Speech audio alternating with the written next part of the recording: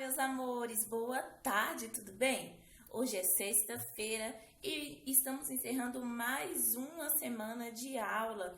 Os dias estão passando tão rápido e a gente nem está percebendo que nós já começamos e já encerramos mais uma semana.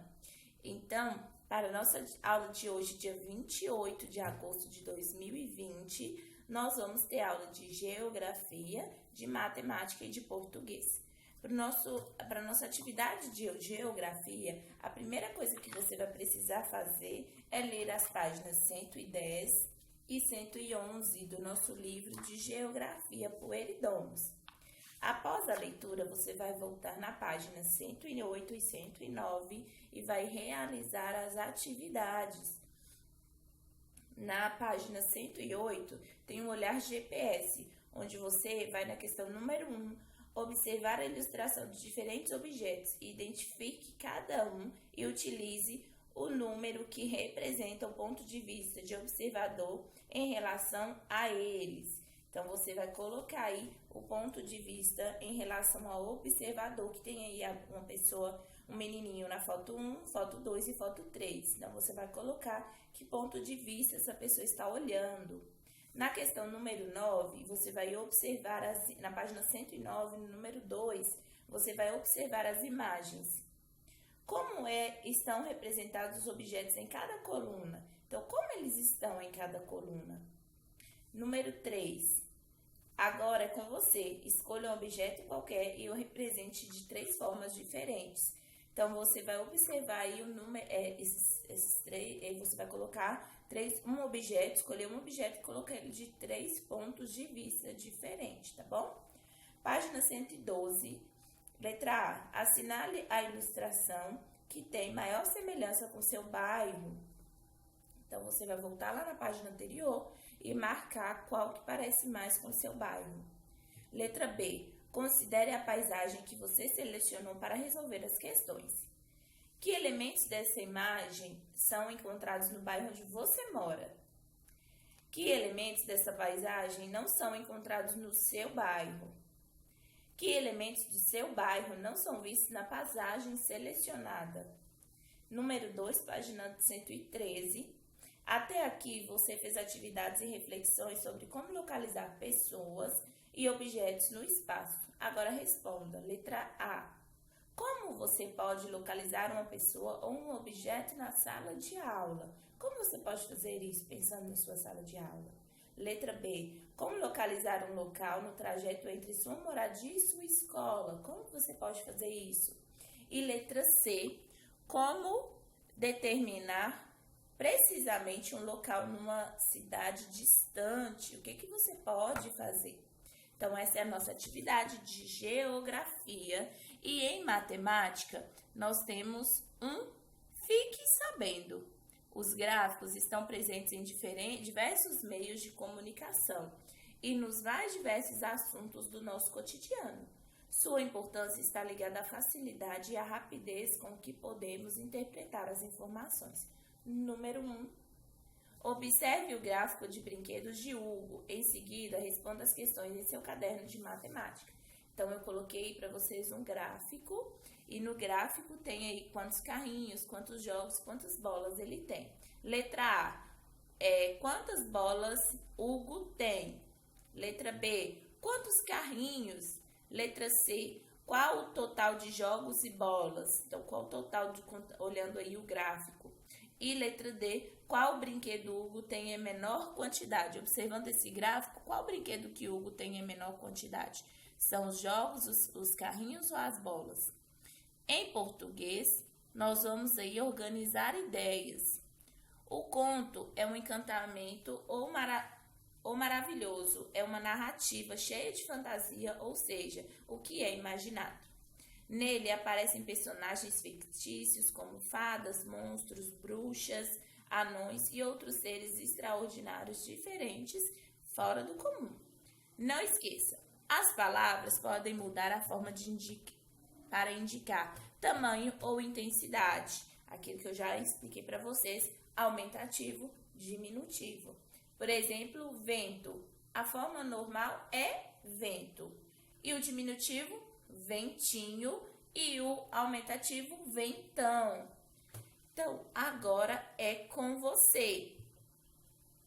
Vamos realizar a atividade da página 181 a 186 para a gente praticar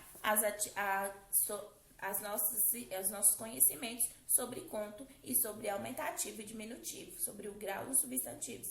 Então, página 181, que é a primeira página da nossa atividade, é para você ligar os personagens aos objetos que fazem parte da história, na questão número 1. Então, você vai observar o objeto e observar a imagem e vai ligar uma com a outra. Número 2. Agora escreva o nome das histórias em que aparecem os personagens apresentados.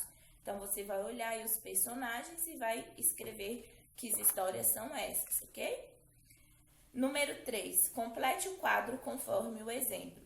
Então, aí tem o substantivo, e você vai colocar no grau aumentativo e no grau diminutivo do substantivo. Para carro, garrafa e boné, ok? Número 4. Relaciona a primeira coluna com a segunda, encontrando os antônimos das palavras. Então, agora nós vamos saber sobre os antônimos, que eu já expliquei para vocês na aula de ontem, que antônimo são duas palavras diferentes com sentidos diferentes, e sinônimos são duas palavras diferentes com sentidos iguais. Então, vamos lá. Abrir, largo, quente, bom e certo.